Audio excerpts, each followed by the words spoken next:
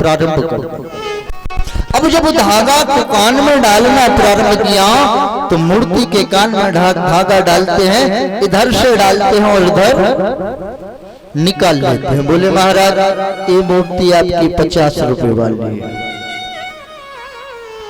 ये मूर्ति जो है इसकी निछावर 50 रुपए है।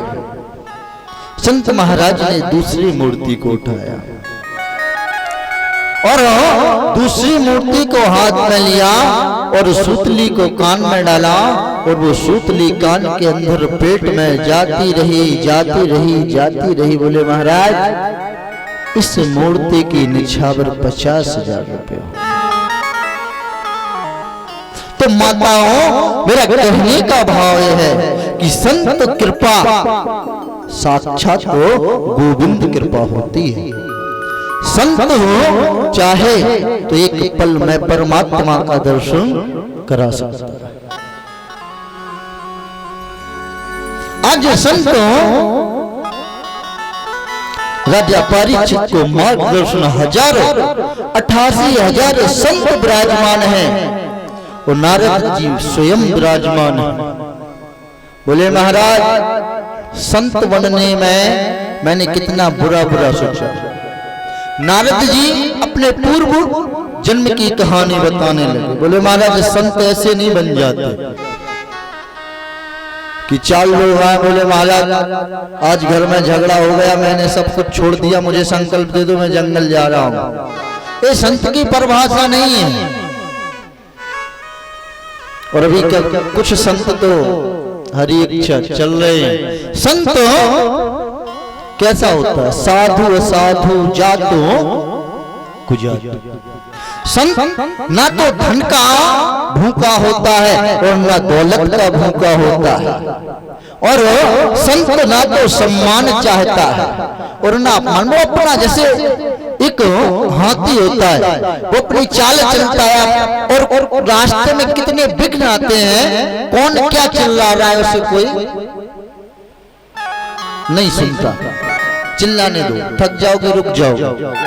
आज नारद महाराज कह रहे हैं, बोले सुनो मेरा पूर्व जन्म मैं एक दासी का पुत्र था और मेरे पिताजी मुझे जन्म देते ही प्रभु प्यारे हो गए। अब मेरी बूढ़ी माँ, अब मैंने अब मेरी माँ सोचे कि मैं अपने पुत्र को कैसे पालूं।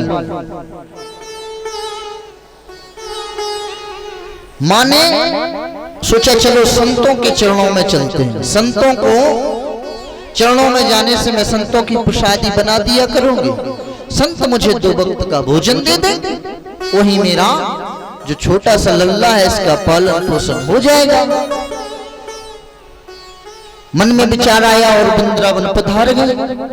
और जैसे ही संत मंडली में पहुंचे तो आश्रम में कहने लगे, बोले स्वामी जी मैं आपके आश्रम में कुछ कार्य कर लूंगी लेकिन मुझे अपने आश्रम में रहने की जगह दे दो। संत ने कहा तुम मेरे आश्रम में क्या कार्य करोगे? बोले महाराज मैं गाय धोना जानती हूँ, झाड़ू लगाना जानती हूँ, आपके पूरे आश्रम को साफ रखूंगी। संत ने कहा संत बड़ा कोमल स्वभाव का होता है। आज संत ने शरण दिया और अभी जो दासी पुत्र लिए था उसका कोई नामकरण नहीं हुआ। अब जैसे ही नारद जी अपना पूर्व जन्म की कहानी बता रहे हैं, जब नामकरण नहीं हुआ वो बालक थोड़ा बड़ा हुआ तो संतों अब किस नाम से बुलाएं?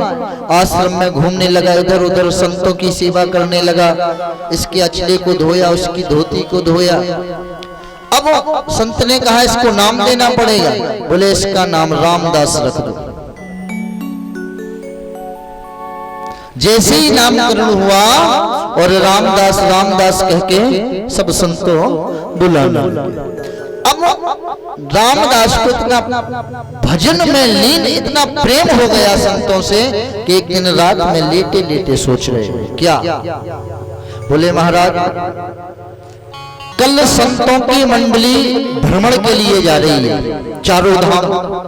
कल से आश्रम खाली हो जाएगा, मैं और मेरी माँ रहेंगी। तो प्रभु माँ मुझे संतों के साथ भेज नहीं रही है। अब रामदास जी कमरे में लेटकर सोच रहे, खाली अपने मन की तसल्ली के लिए। बोले प्रभु हमारी इच्छा संतों के साथ जाने की है, और मैं चाहता हूं कि या तो कल तक मेरी मां मर जाए,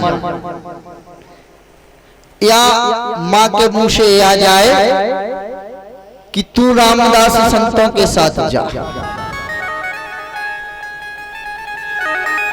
क्योंकि रामदास तो चाहते थे मुझे संतों की सेवा करनी है।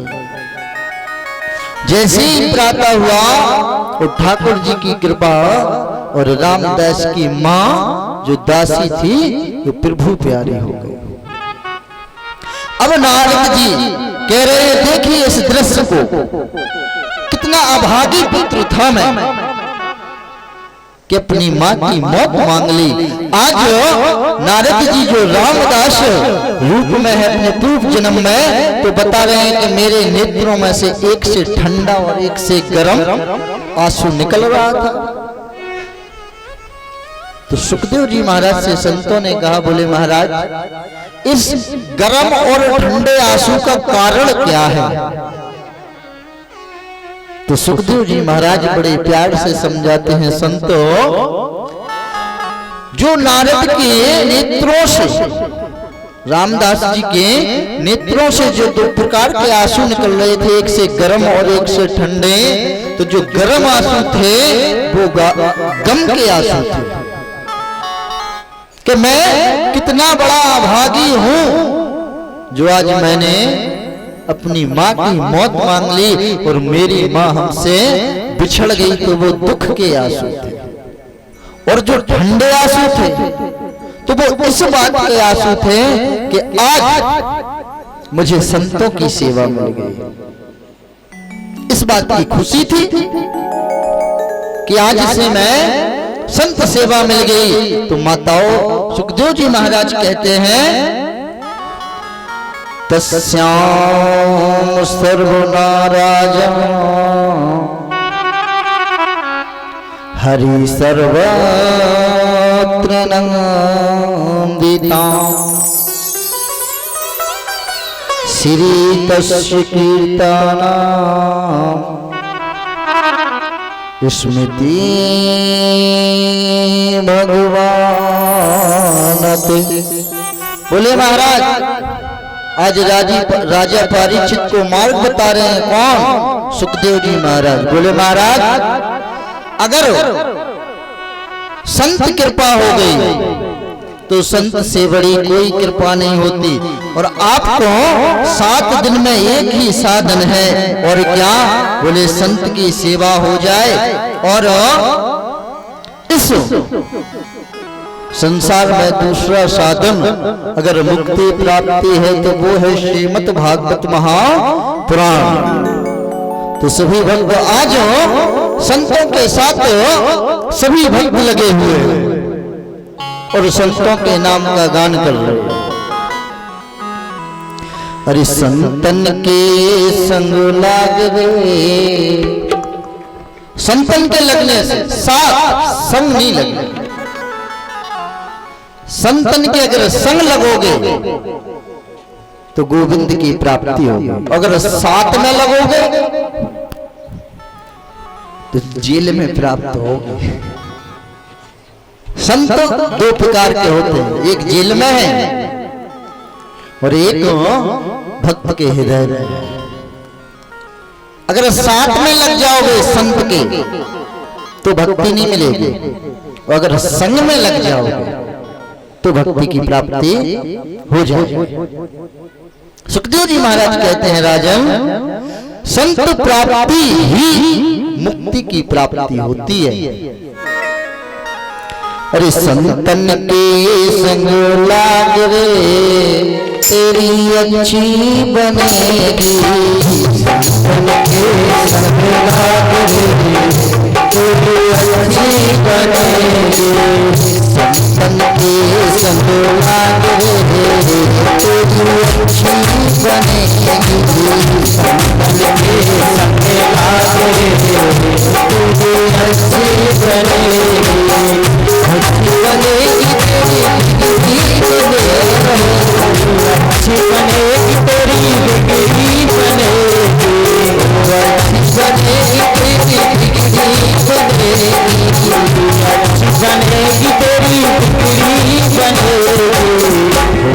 तेरा बड़भाग रे अच्छी